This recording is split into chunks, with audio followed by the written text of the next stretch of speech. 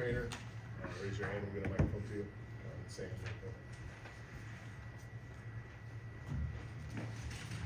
Now you talked after the Rutgers game about it's important that you learn from a situation like that. How much more important is it that you learn from a situation like that, but also win the game?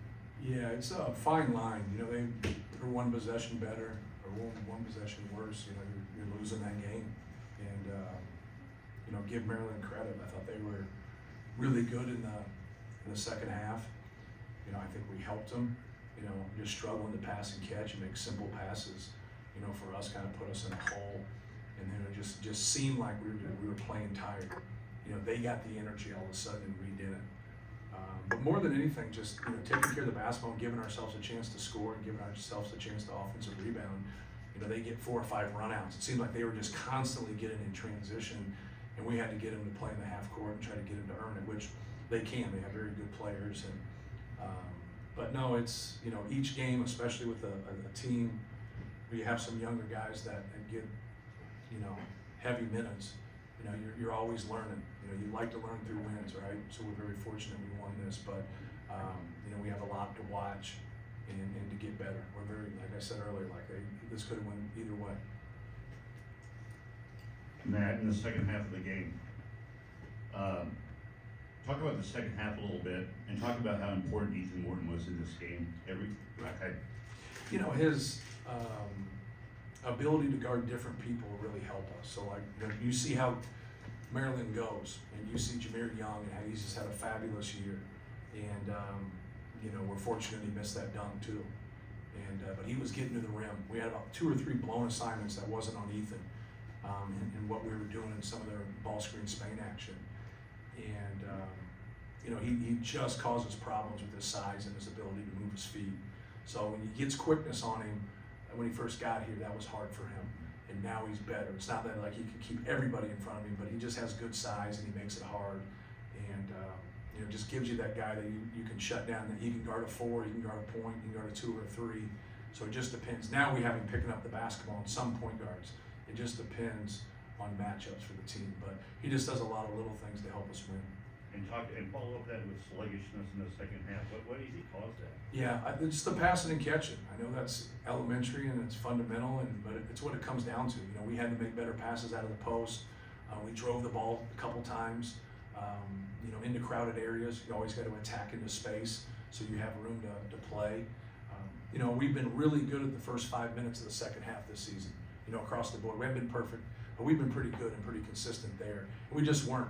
You start the second half, you miss a layup, you take an out of rhythm 3, you miss another layup, you turn the basketball over, and now they're scoring. That's how runs go against you. You want that flipped. You want to make that layup, take a rhythm 3, don't turn the ball over. And now they stay out of transition that way because you're making better decisions. And even if you're missing shots, if you're missing quality shots, you're still normally going to set your defense. So it's just a combination of that, tough shots or missed shots, turnovers, and now them running out. And then they started making some shots. Obviously, they're a quality team. Jameer Young started to get going. Julian Reese was good the whole game. I thought he was fabulous. He gave them that staple that they, when things got tough, they could, get him the basketball and he could get him a bucket. You haven't faced much zone this season. That second half, anything schematically about that caused problems for Zach and Brady? No, just passing and catching, like I said earlier. Just make good passes. Be ready to shoot the basketball. If they take things away, get the ball in. If they clamp, pass the basketball out, and just keep making the simple play. When people double and triple team, it's a simple game. And for him, he can take on 2 to 3 people and pass over. He's proven that. Tonight he just had a couple of reads that he had, just kind of miscalculated, and that's all it really comes down to. If you're handing them points while you're struggling offensively, just execute and take what they give you. You were bringing David in for Braden on defense late in the game. What was he giving you on the court in the last few minutes? But just someone to stay with Carey. Those guys had gotten away from Braden, got away from Fletch a couple times, and just trying to get those guys to stay with them in their action that we'd win over, multiple times. And those guys were given too much, space, and so we just put David in there just to stay with Carey. And even though he didn't have a great game, he's got the ability to get loose just like Hart, just like Scott. All those guys have the ability to get loose and make one. So we wanted to guard the arc and not let them get threes. It just seemed like we were up 3 for, 10 minutes, and so like we're just kind of the same one. And you don't want to really look at it that way, at 3-4 minutes because there's so much time to play. But you also, when you have a substantial lead, you don't want the psychological warfare of somebody taking the lead, right? Or even tying the game. You want to keep that lead, which we were able to do. And I think that really helps. But no, David, makes a big 3 when he goes in. He was solid for us. And then, did a good job defensively there at the end. You mentioned guarding the perimeter. I think Maryland was 3 for 21 from threes. What were you doing to make things hard on them out there? Just trying to stay with them. Contest high, not foul 3-point shooters. About 3 weeks ago, we were like in a rut where we just kept fouling 3-point shooters. But just wanted to stay with them. We got all the respect in the world for, Akeem Hart and Dante Scott and the guys that have been there a while. So we know, even though, they might not have had a great first half, that they can get it cooking. And that's what we talked about at halftime. Let's stay with them. Let's make it hard. Let's, keep Jameer Young bottled up, which we didn't do a very good job at times in the second half, did a better job in the first half. But when you can keep him bottled up and he's penetrating, and now you can stop those lobs or those dump downs and then stay with the shooters, now you're making those tough twos. And that's what we wanted. Even when they made some of those tough twos, don't get worried about that. Get worried about those run-out dunks they're getting, the run-out layups, getting to the free throw line, things of that nature. Those are the things that are, you have to knock. But if people aren't going to make threes on you, it's going to be pretty tough. Now, with that being said, they did a pretty good job guarding us, too. We're 2 for 13 from 3. So if we could done a little bit better job there, that's where in games you can get some separation from the arc. Just the state of your half-court defense, especially in the first half. Yeah. And coming off the Minnesota game, has just Right. been probably one of the best stretches Yeah. of the year for you guys. Yeah, and I thought that, starting the game, we were really active. And I thought we had great activity on the defensive end, just with our hands and, making it hard, not letting them get in those sweet spots in the post. And, they were good. Our guys were really good. Like they were flying around, they were contesting high. And, but when you play a team like Maryland, they're gonna, make that run at you.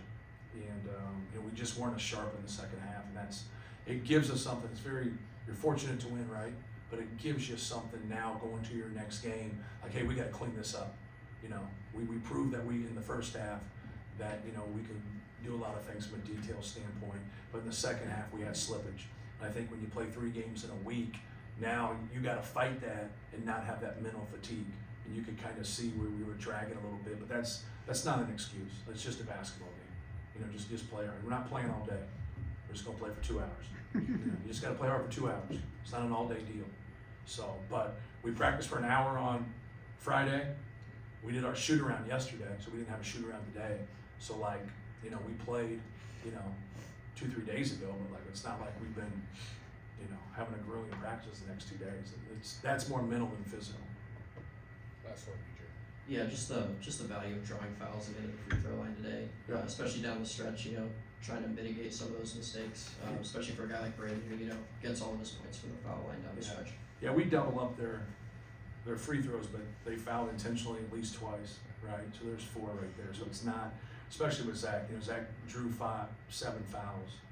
So obviously we've had a big free throw disparity. I think we're number 1 in the country in that area. But he's hard to guard. For every time they call something, there's 7 fouls. I guarantee I can go grab 7 from film that didn't get called. And so when they start to bridge him, you can't be on the floor 3 or 4 times during you think he wants to be on the floor? You think you're 290 pounds and you're just going to drop to the floor?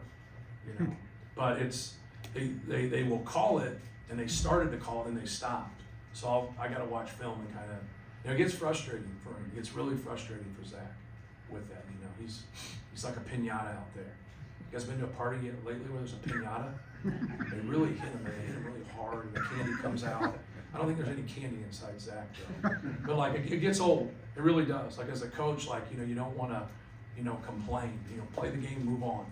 But I feel for him. Because I'm not, I'm somebody that it's going to have to get extreme before I get upset about stuff. And it's just I think we're past that. They got to be able to. They did a great job, and then they just get away from it. You can't hit. You got to protect the shooter. You can't hit a guy when he shoots a three, right? Well, when he shoots a jump hook, you can't hit him either. And so it's just like, you're just not getting calls because you're 7'4", 290.